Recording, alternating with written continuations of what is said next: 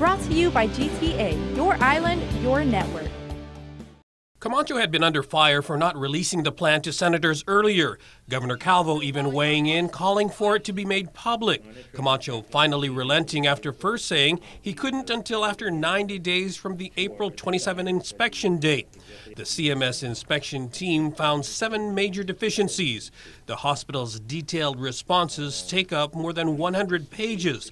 Some of the findings include lack of an effective quality assessment and performance improvement plan, failure to validate a hospital staffer's credentials, failure to have an organized nursing service to meet patient needs, failure to have radiological services that meet professionally approved standards, and failure to ensure a discharge planning program for all patients.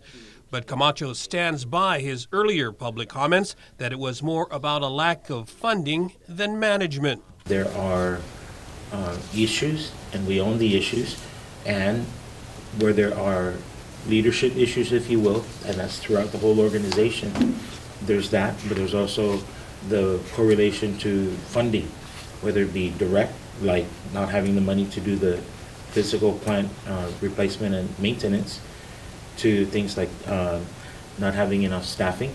There is no question that the hospital has been underfunded for decades, not able to make ends meet because a significant percentage of patients it can't turn away aren't able to pay.